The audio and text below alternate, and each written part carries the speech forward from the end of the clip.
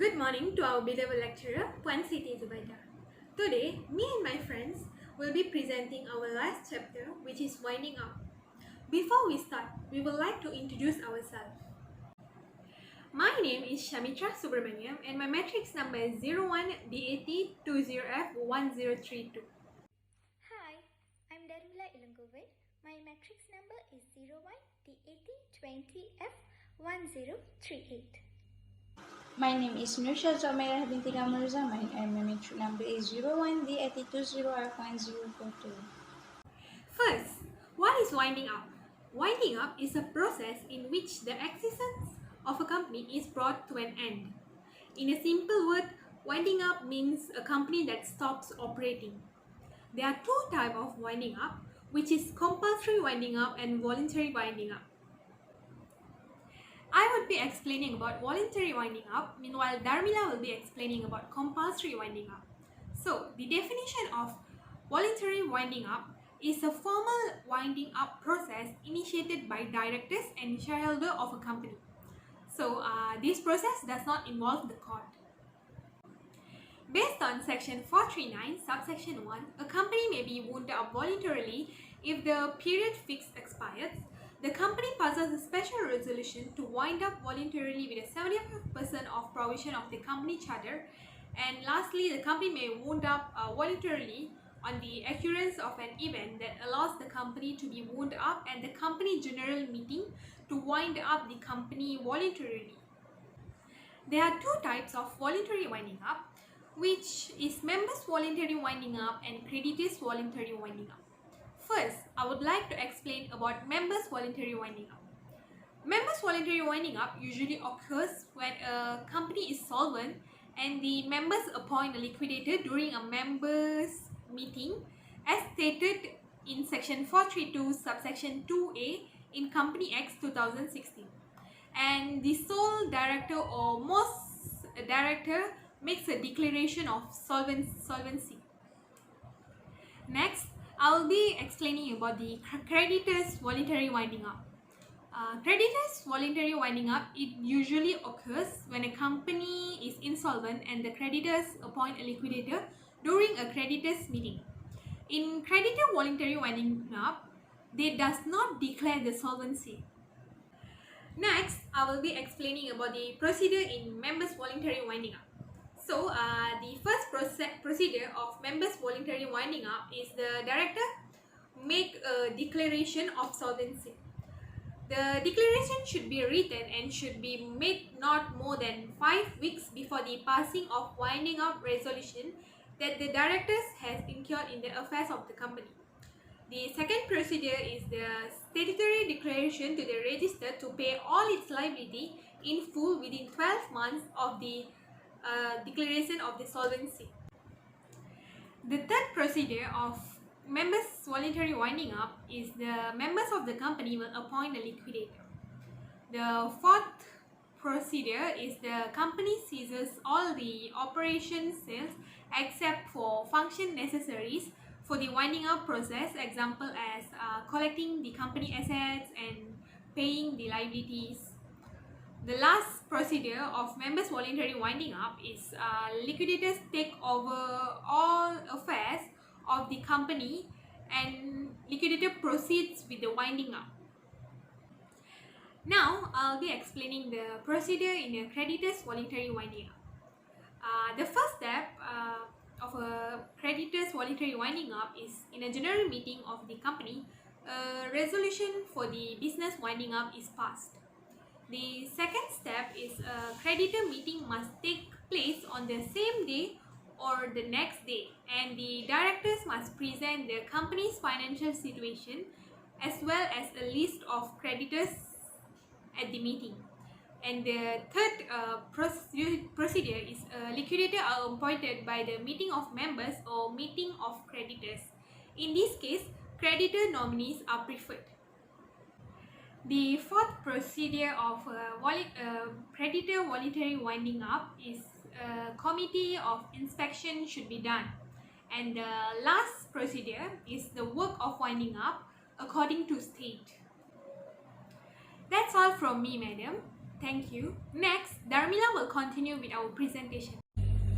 Thank you, Sharmitra. Now, I'll explain further about compulsory winding up. In a compulsory winding up, the court can wind up a company on a number of grounds under the Companies Act. The most common ground is the company's inability to pay its debts, where a creditor initiates the process by filing a winding up petition with the court. If a winding up order is made, the court will appoint a liquidator to oversee the liquidation process. Any disposition of property after the commencement of winding up is void, unless the court orders otherwise. Let's look at the list of people who have locus standi in the petition of a compulsory winding up based on Section 464. The company, any creditor, a contributory, personal representative, trustee, or Director General of Insolvency, the liquidator, the minister, the licensed institution, the operator of designated payment system, the registrar, and the member institution. According to Section 465 Subsection 1, A until 1, there are 12 grounds listed as the circumstances for compulsory winding up. A. The company passed a special resolution that the company is to be wound up by the court. B. The company defaults in lodging the statutory declaration. C. The company does not commence business within a year from the date of incorporation, or the business has been suspended for a whole year. D. There is no member in a company. E. The inability of the company to pay debts as discussed further in Section 466 Subsection 1 F. The directors act for their own interests. G. The company expires as being stated in the Constitution. And the last one, the court is in the opinion that it is reasonable that the company be wound up when the substratum of the company is gone, or the management is carried on in such a way that the minority is disregarded, or the company was formed to carry out fraudulent or illegal business. Now, let's analyze the differences between compulsory winding up and voluntary winding up. In compulsory winding up, Section 464 Subsection 1A states, by presentation of a petition in the court. According to Section 465, the reasons are as follows.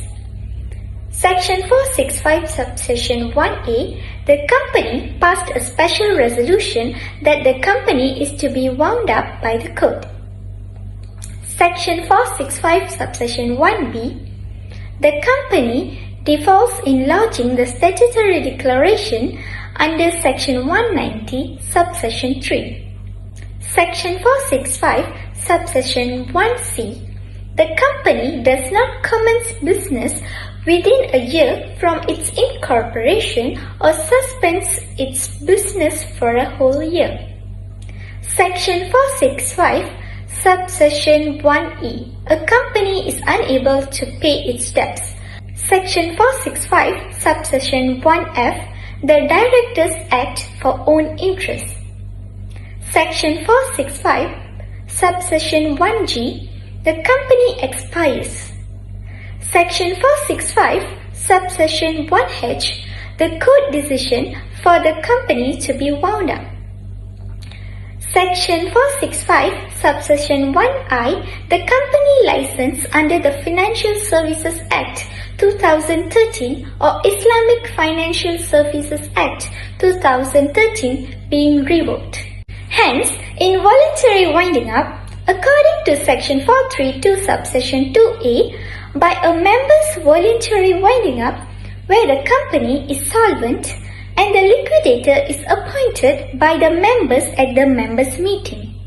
According to Section 432 Subsection 2B, by a creditor's voluntary winding up, where the company is insolvent and the liquidator is appointed by the creditors at the creditors meeting.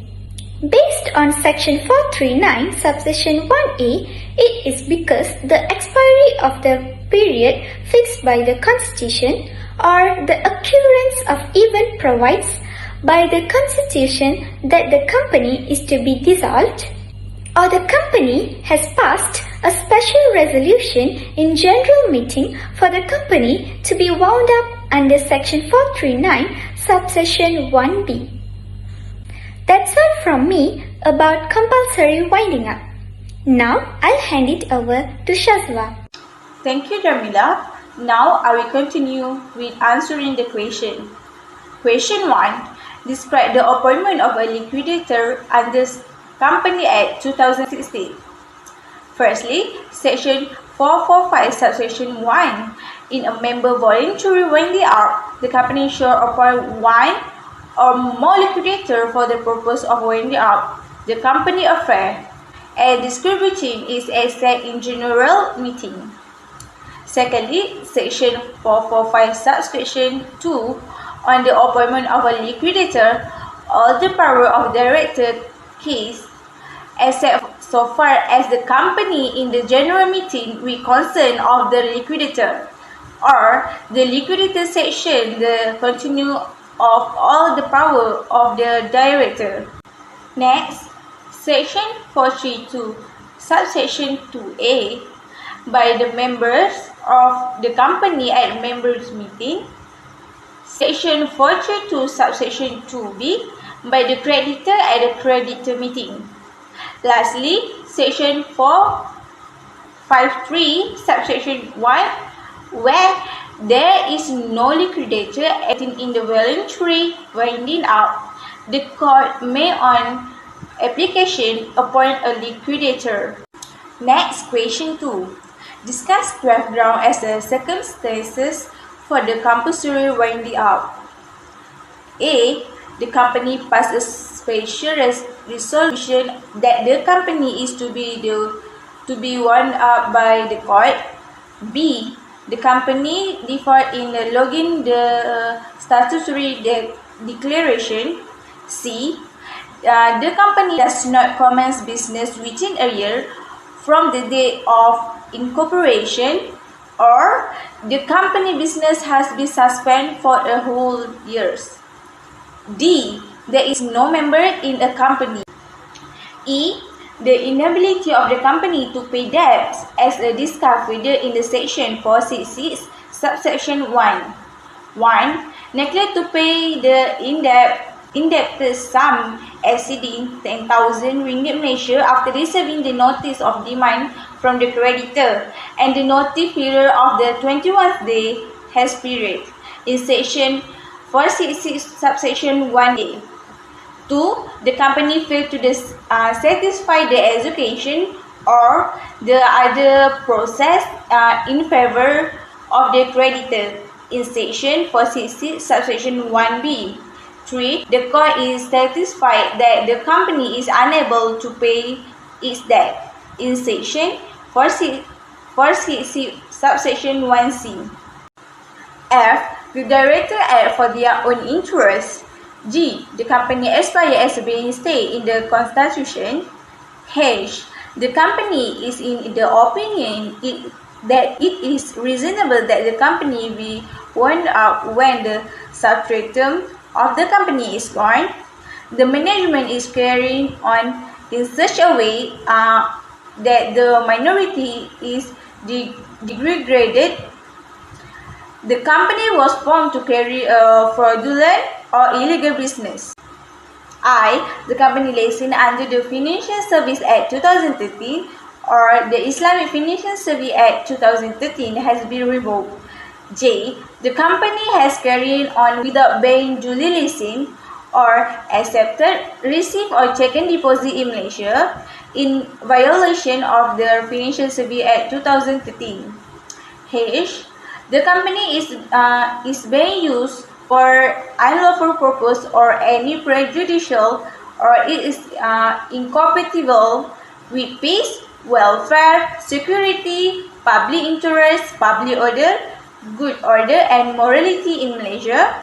And lastly, L, declaration has been made by Minister under Section 590. Lastly, question 3.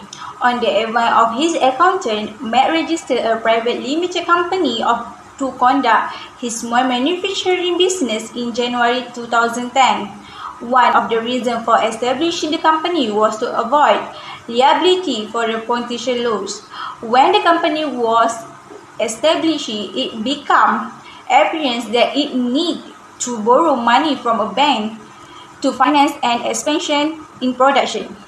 OCIC Bank lent the company 2 million ringgit Malaysia secured by a fixed charge. Unfortunately, the business had not proved successful. Matt and the other shareholders have decided that it's better to liquidate the company rather than run up any more debts. From the board meeting evaluation, the company still be able to pay the remaining debt balance. Proposed to director the procedure created to dissolve a company based on the situation given. In view of the circumstances, the short of the winding up, the organization is under the member voluntary winding up. This is on the ground that the organization actually have the option to pay the excess obligation balance, so the organization dissolubility. An organization is viewed as a legitimately dissoluble when it can meet its monetary commitment and the worth of its resources surpasses the all amount of every one of its obligation and liability. For the ending up of the dissoluble organization, it permits the resources of the organization to be dispersed back to the investor subsequent to taking care of the obligation of the organization. The first type of the member voluntary winding up is a declaration of solvency. The declaration is the written statement made not more than 5 weeks before the passing of the winding up resolution that the director has included into the accounts of the company. The next procedure for the member voluntary winding up at the director meeting, there should be statutory declaration that to the register to pay all the liability in full within 12 months after the commencement of the company winding up. Third procedure is the appointment of the liquidator. Liquidator will need to deal with the formality of the appointment of, for example, filling the various forms at company house, advertising to all creditors to submit claim, declaring and paying dividend to all creditors in full. The fourth procedure of the voluntary member winding up is the company's the operation and saving aspect for the revenue that will be used for winding up procedure. Example of the winding up procedure is collecting the company asset, paying the company liability, and distributing the remaining revenue to the donors. Liquidator take all the affairs of the company and proceed for the process of winding up. That's all from us. Thank you.